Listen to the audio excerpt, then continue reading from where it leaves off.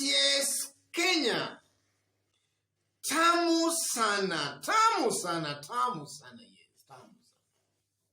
Earlier today, Mohamed Ali, Nyali member of parliament, found the going very, very hard in his constituency today. He had gone there for some undertakings, but he faced the wrath of his constituents. So I want you to have a look at this short clip, after which, as usual in this YouTube channel, we are going to dissect it and see exactly in clear terms what it means politically. What it means. So if in case you've just bumped on this YouTube channel for the very, very first time, subscribe, give this video a like. Thank you, God bless you. Let's have a look at this clip.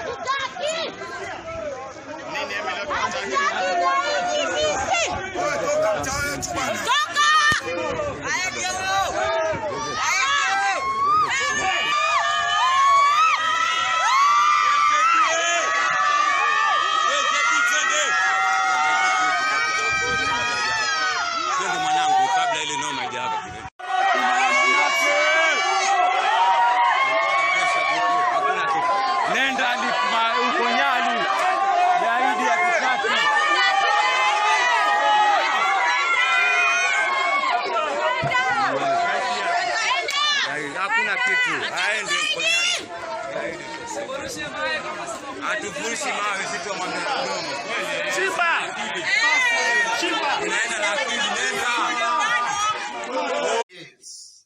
From that short clip, you can see that Mohamed Ali Jichopevu is literally being chased away. And those people chasing him away are saying, hawataki gaidi. A clear indication that today's incident was linked to Mohamed Ali's warrant of arrest that was issued about now 1 week ago. So, what does that mean politically going towards 2022? That's our analysis and discussion. And before we dwell into the analysis, let's look at the background of how that thing, it all started. Yes. Jichopevu was on 4th October summoned to appear before a Kwale court, but he failed to appear. On 5th October, Kwale principal magistrate issued a warrant of arrest against him. And this was because he had acted as a guarantor or a surety in a case where somebody by the name Commander was charged of some terror activities. Yes. And the terror suspect was charged in possession of radicalization articles. Abdallah, the terror suspect, was detained in Shimoni, Kwale in 2019, while reportedly recruiting and radicalizing local youngsters for the Islamic terror group. He was eventually prosecuted and freed on bail. The suspect is popularly known as Commander. Yes. So you can see the background of the whole thing. We have Mohamed Ali here. He was acting as a guarantor or some kind of a surety to a terror suspect. A terror suspect who failed to appear in court on 4th of October. Upon the terror suspect failing to appear in court on the 4th of October, Jichopevu was summoned to appear in court. He also failed to do that, and a warrant of arrest was issued against him. There is where we are, ladies and gentlemen. So, what does that mean politically? What does it mean? That's our analysis and discussion. There are 5 things that comes out clearly from that whole drama. 5 things, which I'm going to explain in detail. The first thing that comes out is that Tangatanga leaders are coming out as people attracting queer characters, funny characters. Secondly, some elected leaders are completely out of touch with the ground. Thirdly, I'm going to explain them. Mohamed Ali Jichopevu might have knowingly or unknowingly made himself very, very unpopular in Nyali constituency. He has forgotten the reason he was elected to parliament. And then fourthly, some of our elected leaders might be sponsoring or even using goons or such kind of characters for their political reasons. And then finally or fifthly, Jichopevu, or rather Mohamed Ali, is not a law-abiding citizen. He was just but trying to use his influence because of the laxity in our judicial system to let the terror suspect free. Those 5 things comes out very, very clearly, ladies and gentlemen. And then to start with the first one, Tangatanga leaders are coming out as people attracting queer characters. I think this is now something Kenyans are used to. If you look largely at Tangatanga, they seem to be attracting very, very funny characters. Just recently, we had the case of Arun Ayadin, the one that was accompanying William Ruto to Uganda. And now we also have this case of this commander, another terror suspect. And the person acting as his guarantor in court is a Tangatanga sympathizer, a William Ruto supporter. So it seems to appear that Tangatanga is now a given fact, crystal clear, that Tangatanga most likely, they are attracting people of queer characters. And I won't be wrong to state that birds of the same feathers flock together. Tangatanga, they seem to be leaders who do not meet the threshold of leadership and integrity. Secondly, some elected leaders are completely out of touch with the ground. You know, when Mohamed Ali was maybe campaigning, he never told people that he was going to act as a guarantor to some terror suspect somewhere. And also when he was acting as a guarantor or a surety to that suspect, he never consulted his constituents. So maybe he's out of touch with the ground. He doesn't know exactly what the ground actually wants. And that's why he was being chased from his constituency today. The people were telling him, Atutaki Gaidi. So Mohamed Ali has to watch out.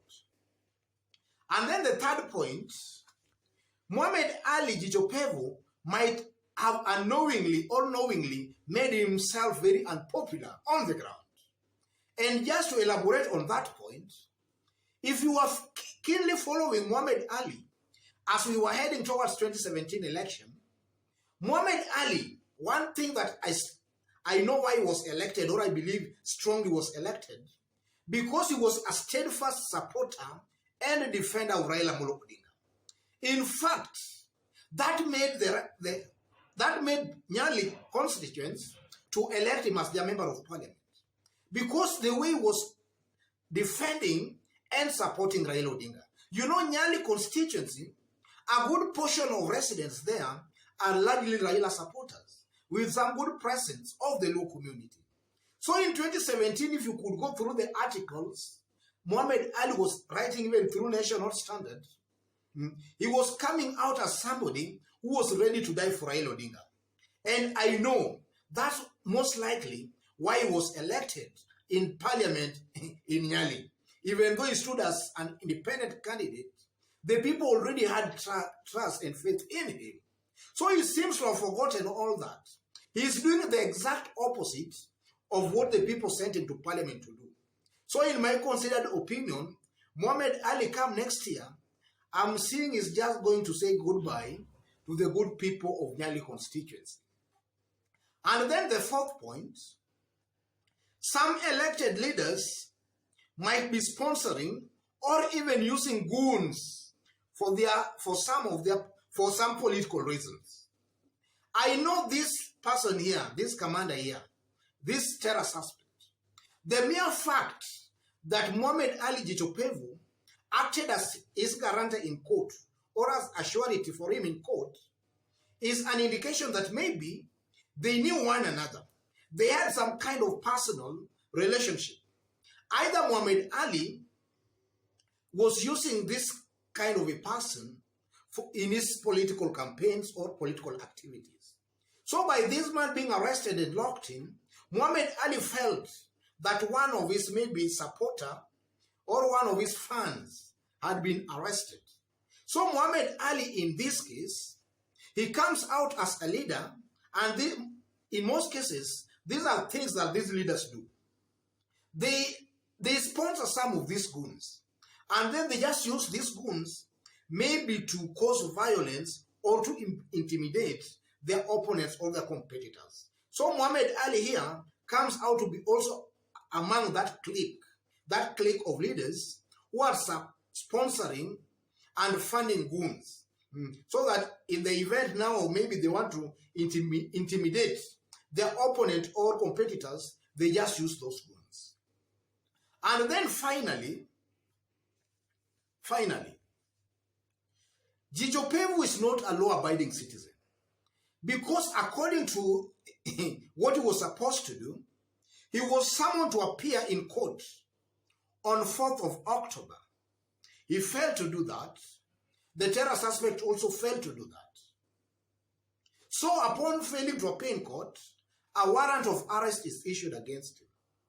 In my considered opinion again, I tend to believe that Jijo Pevu was cleverly and tactfully trying to use his influence because of the laxity in our judicial system.